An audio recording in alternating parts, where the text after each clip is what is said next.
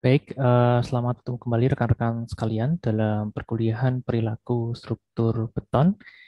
Pada pertemuan kali ini kita akan melanjutkan pembahasan terkait dengan evaluasi struktur bangunan existing menggunakan beton inti atau core drill. Jika pada pertemuan sebelumnya kita telah menjelaskan tentang pengertian, tujuan, dan juga prosedur analisis dari hasil uji core drill, maka pada pertemuan kali ini kita akan memberikan contoh soal dan pembahasan terkait dengan analisis pengujian beton inti atau core drill ini. Kemudian kita sampaikan kembali bahwa referensi yang kita gunakan adalah ACI 214 ya. Jadi ini adalah referensi yang dapat kita gunakan untuk menganalisis atau mengevaluasi dari hasil pengujian core drill ya. Misalkan kita memiliki kasus seperti pada tabel berikut ya, kita memiliki 10 spesimen ya, beton inti atau core drill yang 10 spesimen tadi memiliki kondisi yang berbeda ketika dilakukan pengujian kuat tekan di laboratorium. Ada yang dalam kondisi kering ya, ada yang dalam kondisi dia direndam selama 48 jam di dalam air, ada juga yang dia dalam standar treatment. Oke. Nah, spesimen ini diketahui diameternya, jadi Anda lihat diameternya berbeda-beda ya. Kemudian diketahui juga tinggi daripada spesimen kodrilnya juga berbeda-beda. Di sini divariasikan berdasarkan nomor induk mahasiswa ya. Jadi kalau misalkan Anda punya nomor induk mahasiswa dengan angka terakhirnya adalah 1, 2, 3 ya, maka X-nya adalah 1, kemudian Y-nya adalah 2 dan Z-nya adalah 3 ya. Nah, di sini Anda harus menentukan nilai tingginya berdasarkan nomor induk mahasiswa. Begitu juga dengan hasil pengujian kuat tekan beton di laboratorium. Jadi ini adalah kuat tekan beton di laboratorium. Oke. Nah, nanti kita akan menganalisis ya hasil pengujian beton inti atau core drill ini. Nah, kemudian ditanya tiga hal ya. Yang pertama adalah identifikasi pencilan atau outlier dari data tadi dan tentukan nilai kuat tekan rata-rata dan deviasi standar dari data tadi tanpa melibatkan outlier. Jadi kita diminta untuk menganalisis di antara data 10 tadi mana yang outlier, apakah ada atau tidak.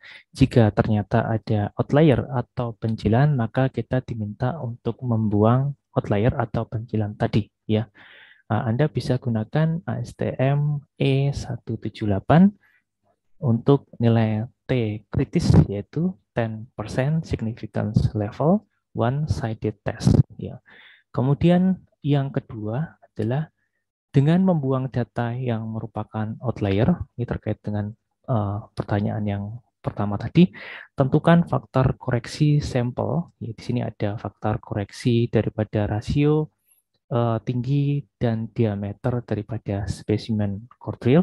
Kemudian ada faktor koreksi daripada diameter core drill, faktor koreksi dari keadaan spesimen terkait dengan kelembapan, kemudian faktor koreksi akibat bahaya yang timbul akibat proses drilling ya dalam pengambilan spesimen core drill di lapangan.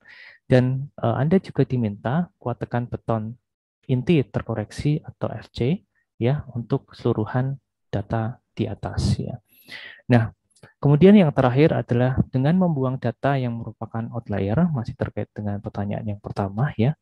Tentukan equivalent specified strength ya dari keseluruhan data di atas menggunakan alternate method ya. Kemarin kita sudah sampaikan ya bahwa dalam prosedur SCI itu ada dua metode yang direkomendasikan ya. Ada dua metode yang direkomendasikan dan di sini kita cukup menggunakan satu dari dua metode tadi ya.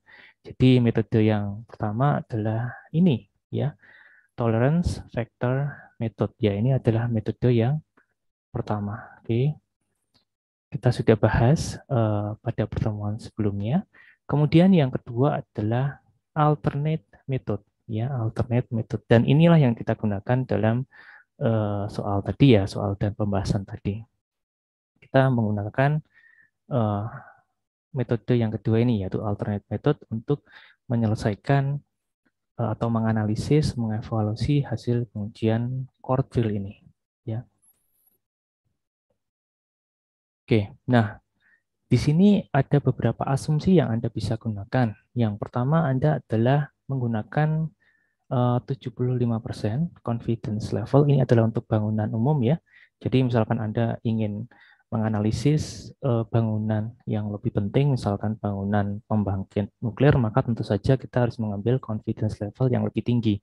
Ya. Nah, ini dalam soal ini kita tentukan ya, confidence levelnya untuk bangunan umum adalah 75%. Ya.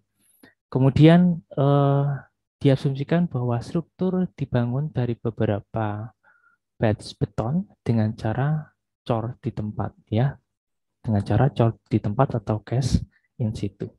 Oke, nah kita masuk ke pembahasan ya. Anda lihat ada masuk ke pembahasan. Nah, di sini adalah tabel daripada ASTM E178 ya. Tadi ditanya atau diketahui dalam soal adalah kita menggunakan upper 10% significance level ya. Jumlah spesimen kita berapa? Ada 10 ya, ada 10 spesimen. Maka di sini kita mendapatkan TCR atau critical value for T one-sided test itu adalah nilainya adalah 2,036. Oke. Jadi 2,036. Nah, sebelum itu kita perlu juga untuk menentukan nilai kuat tekan hasil pengujian di laboratorium. Di sini kita variasikan berdasarkan nomor induk mahasiswa ya. Ada X, Y, dan Z. Nah, di sini Anda definisikan nilai hasil pengujian kuat tekan beton di laboratorium. Nah, di sini jumlah daripada spesimennya adalah 10 ya. Kemudian rata-rata dari 10 spesimen tadi adalah 28,71 MPa. Kemudian di sini adalah standar deviasinya ya 6,57. Nah, di sini Anda perlu menghitung nilai TN. Tadi kita dapatkan nilai TCR, kemudian nanti kita bandingkan dengan nilai TN. TN itu merupakan nilai individu ya. Setiap spesimen memiliki nilai TN masing-masing. Nah, di sini kita perlu menghitung menggunakan rumusan berikut ya. Jadi TN ini kita hitung berdasarkan nilai XN. Nah, kita anggap di sini adalah XN ya, nilai daripada kuat tekan beton hasil pengujian di laboratorium. Kemudian di sini ada X rata-rata. Nah, X rata-rata ini kita anggap sebagai X rata-ratanya ya, X rata-ratanya. Kemudian S itu adalah standar deviasinya. Ini sebagai S ya. Jadi rumusan yang ada di ASTM E178 ini bisa kita perlakukan pada banyak kasus ya. Ya, di sini kita coba berlakukan dalam kasus evaluasi atau analisis hasil pengujian Cordfield ini. Nah, kemudian Anda lihat bahwa nilai TC ya, jika nilai TC atau nilai TN ya, nilai TN ini lebih besar daripada nilai CL, maka kita anggap ini sebagai outlier ya, atau pencilan. Nah, kalau namanya pencilan itu harus kita buang ya. Nah, kita lihat di sini hasil pengujian atau hasil perhitungannya bahwa nilai TN ya, nilai TN yang lebih besar daripada nilai TC, TC-nya kan sama ya, 2,036 ya, 2,036 sama ya, untuk semua spesimen nilai TCR-nya sama. Nah, di sini TN-nya bervariasi ya, berdasarkan rumusan ini ya, bervariasi. Nah, kita lihat bahwa satu-satunya nilai yang lebih besar daripada nilai TCR ini ya adalah ini spesimen nomor 1 ya. Spesimen nomor 1 itu Anda lihat hasil pengujian core drill-nya 14,3 MPa. Kemudian rata-ratanya adalah 28,71 MPa. Nah, secara intuisi Anda bisa mengatakan bahwa sebenarnya ini terlalu jauh begitu. Angka 14,3 ini kalau kita bandingkan dengan rata-ratanya itu cukup jauh begitu. Nah, di sini kita akan menggunakan standar ASTM E178 dalam menentukan apakah benar ya data tersebut outlier, walaupun secara intuisi Anda bisa mengatakan bahwa sepertinya harusnya ini adalah outlier, tapi ini Anda gunakan standar ASTM E178 untuk menentukan mana outlier dan mana bukan ya. Nah, di sini Anda lihat bahwa nilai ini nilai TN untuk spesimen nomor 1 itu adalah 2,194. Lebih besar daripada nilai TCR-nya yang hanya 2,036. Sehingga kita sebut di sini adalah outlier. Nah, kalau outlier kita harus buang spesimen nomor 1 ini. Oke.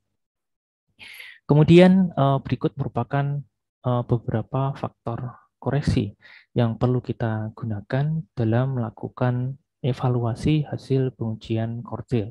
Ya, kita ingatkan kembali penjelasan di pertemuan sebelumnya bahwa di sini ada faktor yang terkait dengan rasio tinggi dan diameter spesimen, ada faktor terkait dengan diameter spesimen core drill, ada faktor terkait dengan kelembapan, ada faktor yang terkait dengan tingkat kerusakan atau terkait dengan kerusakan yang disebabkan oleh proses drilling ketika pengambilan sampel core drill di lapangan ya.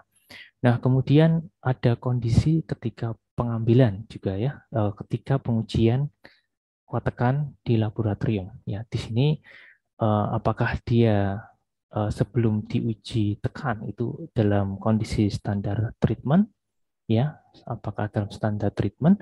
Nah, kalau standar treatment dia harus mengikuti apa yang ditentukan dalam ASTM C42 atau C42M. Kemudian apakah dia dalam kondisi direndam ya selama 48 jam dalam air ya, ataukah dia dalam kondisi kering ya. Kering di sini ada definisinya di sini ya. Jadi dia dalam kondisi kering di udara pada suhu antara 16 sampai 21 derajat Celcius ya, dan juga kelembapan relatifnya itu kurang daripada 60% selama 7 hari. Oke. Nah, di sini ada dua parameter ya. Yang pertama adalah faktor koreksi. Ini adalah faktor koreksinya ya, FLT, FDIA, FMC, FD ya. Dan juga koefisien variasinya. Ya, kita harus hitung dua-duanya ini ya. Kemudian di dalam menentukan nilai faktor koreksi dan juga koefisien variasi, kita kadang atau seringkali perlu melakukan interpolasi, interpolasi. Jadi misalkan kita memiliki diameter core drill-nya itu adalah 75 mm ya, Anda tahu di sini hanya ada data 50 mm dan 100 mm. Kalau data Anda ada 75 mm berarti Anda harus melakukan interpolasi nilai ini dan nilai ini. Oke. Begitu juga dengan seterusnya. Kemudian kita lanjut perhitungan ya. Jadi kita hitung nilai faktor koreksinya. Kemudian kita hitung juga koefisien variasinya. Nah, di sini Anda bisa mendapatkan nilai FC-nya ya di sini, yaitu kuat tekan beton terkoreksi. Jadi ini saya berikan tulisan ini adalah terkoreksi. Jadi berbeda dengan yang di sini ya. Ini adalah hasil pengujian kuat tekan beton di laboratorium ya. Jadi apa adanya. Jadi itu kita uji tekan, kita dapat hasilnya. Nah, inilah hasilnya. Nah, kita perlu analisis ya lebih lanjut yang kita gunakan untuk menentukan atau menyimpulkan kuat tekan beton nanti berapa nilainya, itu harus melalui proses atau perhitungan faktor koreksi ini. Jadi kalau Anda lihat ini adalah pengujian di laboratorium ya, kuat tekan pengujian di laboratorium ini adalah kuat tekan terkoreksi ya, terkoreksi. Nah, ini adalah faktor koreksinya, faktor koreksinya. Oke, jadi Anda perlu mengubah. Jadi setiap spesimen itu harus diubah menjadi seperti ini. Jadi setiap spesimen hasil pengujian kuat tekan beton di laboratorium, ya, maksud saya adalah spesimen core drill atau beton inti, harus Anda kalikan dengan faktor koreksi sehingga ini bisa dapatkan kita dapatkan nilai kuat tekan beton terkoreksi untuk masing-masing spesimen. Ya, jadi kalau tadi kita punya 9 spesimen ya. Jadi 10 spesimen, satu spesimennya ada outlier atau pencilan, kita buang satu, jadi tinggal 9 spesimen. Ya, jadi ada 9 nilai FC juga, karena ada 9 nilai core, ada 9 nilai FC. Oke, kita dapatkan nilai FC ini ya, menggunakan rumusan berikut. Kemudian kita menentukan beberapa faktor yang perlu kita tentukan dalam melakukan perhitungan atau analisis evaluasi lebih lanjut. Ya, di sini kita perlu menentukan nilai standar deviasi daripada kuat tekan beton terkoreksi. Ya, ini adalah rumusannya sama persis dengan standar deviasi biasa sebenarnya. Dan ini adalah standar deviasi untuk koefisien variasi. Ya, jadi ada standar deviasi SC dan ada standar deviasi SA. Ada juga standar deviasi S0, di sini adalah standar deviasi rata-ratanya. Nah, kemudian tadi di dalam soal ditentukan bahwa untuk bangunan umum kita menggunakan confidence level-nya 75%, maka untuk jumlah spesimennya adalah 9 setelah outlier dibuang ya. Sebelumnya ada 10 jumlahnya, kemudian ada satu outlier kita buang ya, 1 jadi 9 spesimen. Kemudian untuk confidence level 75%, maka kita bisa tarik di sini ya, ini bisa ditarik, maka dapatkan ini. Faktor K-nya adalah 1,705. 1,705. Kemudian kita juga harus menentukan faktor yang lain, yaitu faktor Z di sini ya, untuk confidence level 75%, maka faktor Z-nya adalah 0,67. Ya, ini adalah 0,67. Tadi faktor K sudah kita tentukan 1,705. Kemudian juga kita perlu menentukan faktor T ya. Untuk jumlah spesimen 9 ya, confidence levelnya 75%, maka Anda bisa tarik di sini ya. Ini adalah faktor T-nya adalah 0,705. 0,705. Kemudian kita tentukan juga faktor C-nya. Ya, faktor C-nya Anda bisa tentukan menggunakan tabel berikut ya. Jadi tadi di dalam soal disebutkan bahwa kita menggunakan many batches of concrete dan ini adalah cast in place ya, maka Anda menggunakan faktor 0,85. Di sini 0,85. Kemudian kita tentukan nilai lower bound estimate on the mean in place strength atau FCCL ini ya. Anda bisa gunakan rumusan ini. Tadi sudah diketahui nilai kuat tekan beton terkoreksi rata-ratanya. Anda tahu nilai faktor T, faktor Z, nilai standar deviasi SC, standar deviasi SA, dan juga jumlah spesimennya.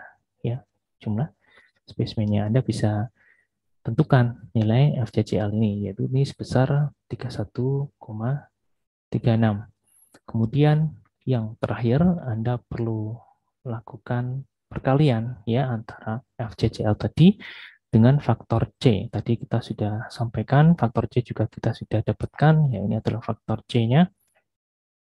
Anda kalikan ini ya, ini Anda dapat FCCL, faktor C dari tadi, maka pada akhirnya Anda bisa dapatkan nilai ini, ya, equivalent specified strength, ya. Anda akhirnya dapatkan nilai ini, equivalent specified strength. Oke, saya kira demikian contoh perhitungan atau contoh analisis evaluasi hasil pengujian core drill. Terima kasih atas perhatiannya.